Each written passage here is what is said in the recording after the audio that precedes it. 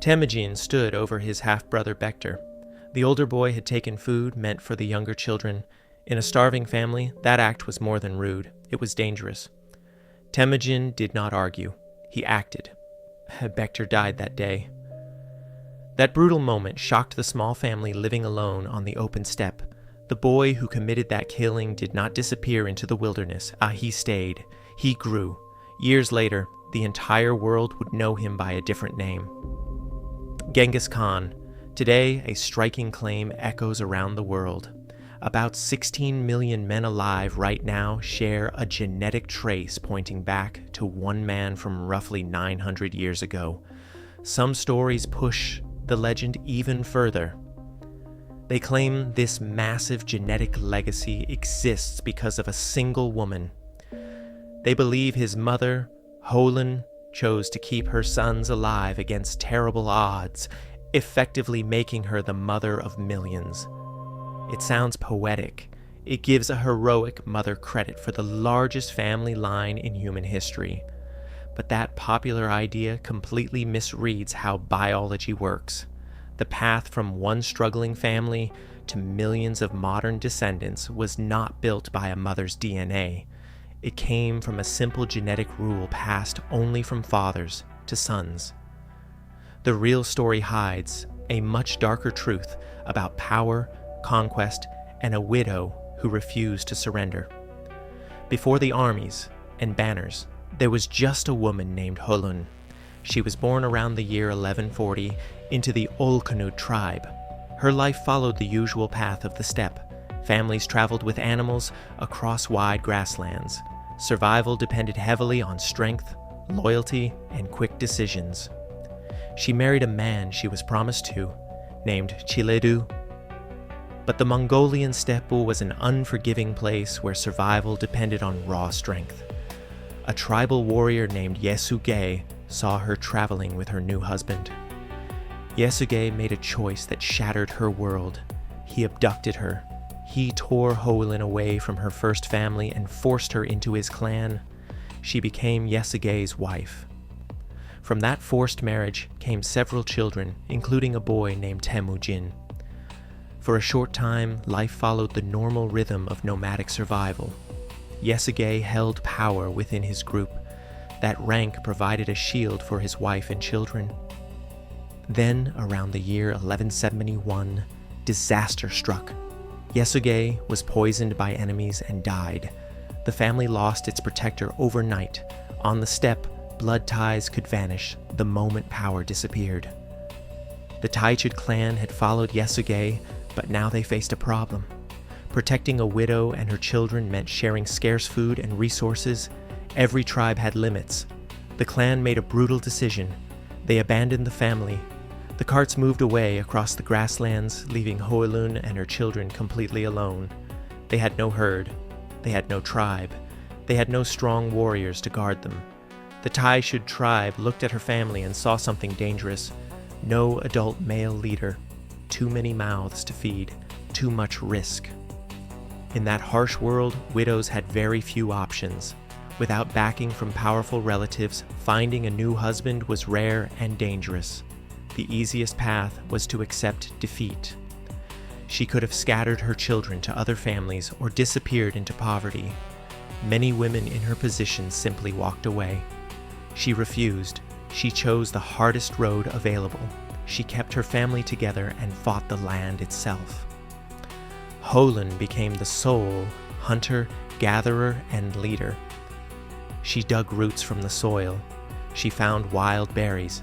She pulled fish from the rivers. Each day meant finding just enough food to last until night. The young Temujin watched his mother refuse defeat. He learned that survival belonged to the group, not the individual. He realized that protection meant power, and without it, people were completely vulnerable. Hunger constantly stalked the small camp. That pressure eventually exploded into the violence that left Bektar dead. Temujin and his brother Kasar accused their older half-brother Bektar of hoarding food. In a starving household, stealing meals meant stealing life. The conflict ended with the younger brothers killing Bektor. When Holun discovered what they had done, she did not stay silent. She attacked them with fierce anger. According to the secret history of the Mongols, she cursed her sons as dogs snapping at their own afterbirth. Her message was absolute. Killing each other weakened the household. The real enemies lived outside their camp. She demanded total unity. She forced the boys to see the extreme danger of turning against their own blood. Temujin carried the weight of that lesson for years. He had seen how easily starvation could destroy a family. Holun made another critical choice during those desperate years. After tribal battles, children were sometimes left without parents. These orphans had no clan to protect them. Instead of turning them away, Holun brought them into her camp. She raised them right alongside her own sons. These adopted children later grew into loyal companions. The Mongols called them nukur. A nukur served through chosen loyalty rather than pure blood ties. Temujin watched this happen. He saw that people without any family connection could become trusted allies. Strangers could share hardship and build stronger bonds than actual clan members. His own tribe had left him to starve. Blood relationships clearly did not guarantee safety. Conflict inside the wider Mongol world also reached the family camp. A spiritual leader named Teb Tengri began gaining influence. He claimed a special connection to the spirit world and made prophecies that actively divided families. At one point, he targeted Temujin's brother Kasar. Holun stepped forward again to defend Kasar against the growing tension. Her firm stance pushed Temujin to act against threats that broke family unity. He began trusting loyalty and ability far more than clan politics. As Temujin grew older, he began turning those harsh childhood lessons into action. He needed to survive, so he slowly gathered followers.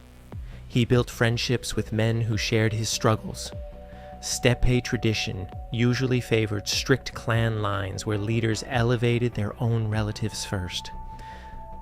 Temujin broke that ancient habit completely. He created a new system. He rewarded people because they stood with him through danger, not because they shared his ancestry. He gave outsiders rank and command. He placed them in leadership roles called Noyan. Loyalty and ability mattered more than birth. This approach shocked the traditional tribes, but it worked. Men who served under him trusted him. The system erased old tribal rivalries and forged a terrifyingly strong fighting force. The boy, who once dug for roots, eventually united the warring tribes of the steppe. They proclaimed him leader of a new order and gave him the title Genghis Khan. His armies exploded outward. The campaigns changed the map of Eurasia forever. Riders moved fast across open land, carrying bows, arrows, and absolute discipline.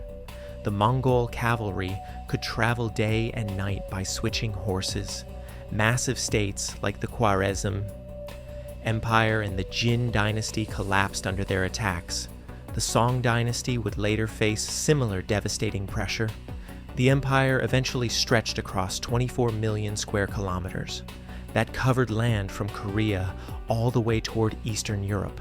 It swallowed about 1/6 of all the land on Earth. As the empire grew, Genghis Khan reshaped the rules of marriage and power. His mother Hoelun had been taken by force, lived with one husband, and suffered in poverty when he died. Her son experienced the exact opposite. Genghis Khan turned marriage into a weapon of statecraft. When he defeated an enemy, elite women from the losing tribe were often brought into his household. Women like Yesui and Yesigen were taken after battles with the Tatar people. Their presence tied the defeated groups to his new order and lowered the chance of rebellion. He gathered dozens of official wives. Some estimates count up to 500 women in his court, including concubines. He also distributed women from conquered groups to his loyal generals. This ensured the defeated tribe's future became completely tied to his empire. His most important wife, Berta, gave him 4 legitimate sons. Yoshi, Chagatai, Ogedei, and Tolui inherited the highest status. They carried the authority to rule different sections of the massive empire. This explosion of power created a biological shockwave. Elite rulers in the Mongol system had access to enormous resources and large families. When those men had sons, those sons inherited the same privileges.